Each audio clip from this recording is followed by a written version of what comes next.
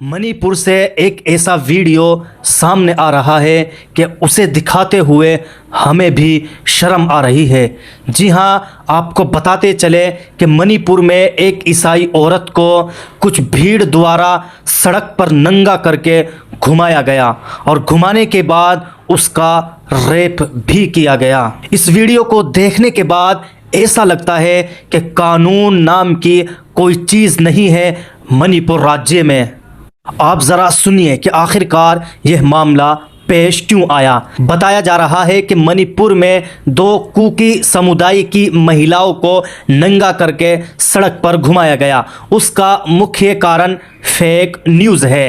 एक शख्स ने झूठी खबर फैलाई कि कुकी समुदाय के लोगों ने एक मेताई समुदाय की महिला का गैंग रेप किया। फेक न्यूज़ को सच मानकर मेताई भीड़ ने कुकी समुदाय की महिला को नंगा करके सड़क पर घुमाया, फिर खेतों की तरफ ले गए। और आप ज़रा इस मणिपुर महिला की अपील भी सुनिए कि जिसे सुनकर आप भी हैरान रह जाएंगे। आज मैं इस वीडियो के माध्यम से आप तक एक अपील पहुंचाना चाहती हूँ।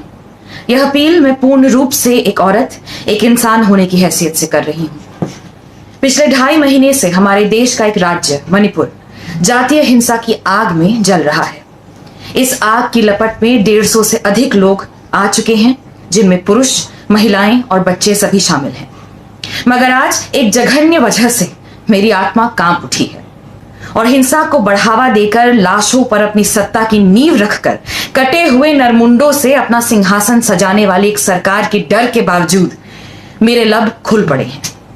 कुकी जनजाति की 2 महिलाओं को सरेआम नग्न अवस्था में सैकड़ों की तादाद में मैतेई मर्द एक मैदान में ले जाते हैं, उनके शरीर के साथ खिलवाड़ करते हुए उनकी निश्चित मृत्यु की ओर। आज करोड़ों लोग वो वीडियो देख रहे हैं।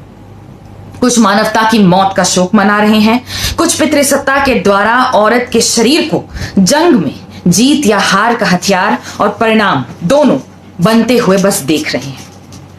आप भी एक महिला हैं, एक आदिवासी महिला है। इस देश का इतिहास सदियों से मूल निवासी महिलाओं के साथ हुए हिंसा को देखता आ रहा है। आप भी जानती हैं, आपका देश के सर्वोच्च पद पर होना सभी महिलाओं के लिए गर्व और आश्वासन का विषय था। फिर आप चुप क्यों हैं? आपके पास वो अधिकार है, वो ताकत है जो हम जैसी आम महिलाओं में नहीं है, आम नागरिकों में नहीं है। आप शांति की अपील करेंगी तो शायद देश की विभिन्न समुदायों में हिंसा को पालने वाली सरकार की डिनर टेबल से गिरते लोगों के मांस के टुकड़ों पर पलने वाली देश की मीडिया को मणिपुर का एहसास हो। शायद आपके कहने से दुनिया में बजते भारत के डंके की आवाज के शोर में कहीं उन्हें उन 2 कुकी लड़कियों की आंखों में गूंजती चीख सुनाई दे। शायद सरकार को ही गोश्त नोचते नोचते यह याद आ जाए कि यह तो इंसान का है। औरत का शरीर इस देश में बहुत सस्ता है। शायद आपकी आवाज से उसे कोई भाव मिले। इसीलिए मैं आपसे करबद्ध प्रार्थना करती हूं उन 2 कुकी महिलाओं के लिए जो उन 100 आदमियों के नंगे जीत की एक कातिल, बुज़दिल, फांसीवादी सरकार की और पितृसत्ता की बलि चढ़ गई। मणिपुर को बचा लीजिए, वहां की औरतों को बचा लीजिए। अब आप ही कुछ कर सकती हैं।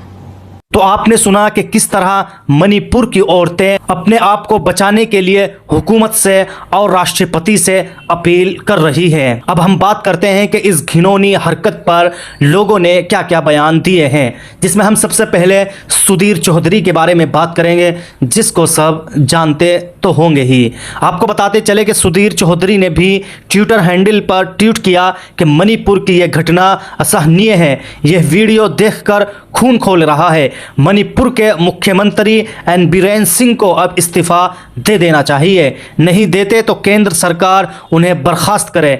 केंद्र सरकार को अब अपनी चुप्पी तोड़नी चाहिए। और सुधीर चौधरी के बयान के बाद इमरान प्रतापगढ़ी ने भी लिखा है कि पत्रकारों का एक बड़ा तबका मणिपुर की इस विभत्स घटना पर भी या तो सरकार को डिफेंड करता नजर आएगा या फिर कन्नी काटता मिलेगा। कुछ ऐसे भी है जो प्रधानमंत्री से सवाल करने के बजाय किसी और से इस्तीफा मांगते नजर आएंगे। ऐसे तमाम चेहरे को पहचान लीजिए, लानत भेजने के काम आएंगे। और इसी तरह अजित अंजुम का भी यह वीडियो देखकर खून खोल गया और उन्होंने सीधा प्रधानमंत्री मोदी जी से सवाल कर लिया। उन्होंने अपने ट्विटर के जरिए प्रधानमंत्री मोदी जी से पूछा कि मणिपुर में महिलाओं के साथ हुई बर्बरता की तस्वीरें ज़रूर आप तक भी पहुंच चुकी होगी। तस्वीरें देखकर कोई भी इंसान हिल जाएगा। क्या आपकी आत्मा नहीं कचोटती हैं? पहली बार ट्विटर पर जब मैंने उन महिलाओं की ब्लर तस्वीरें देखी तो तुरंत मोबाइल बंद कर दिया।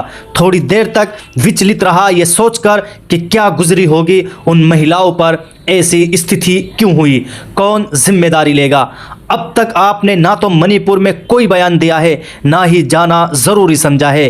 क्या अब भी आपको नहीं लगता कि एक बार कम से कम मणिपुर जाना चाहिए? आप दुनिया घूम रहे हैं, चुनावी रैलियां भी कर रहे हैं, भानुमति का कुनबा भी बना रहे हैं, बस मणिपुर नहीं जा रहे हैं, ना ही वहाँ के लोगों के जख्मों पर मरहम लगा रहे हैं। तो आपने सुना कि किस तरह यह पूरा मामला सामने आया कि कुछ लोगों ने फेक न्यूज़ फैलाई और फेक न्यूज़ फैलाने के बाद यह पूरा माहौल क्रिएट हो गया।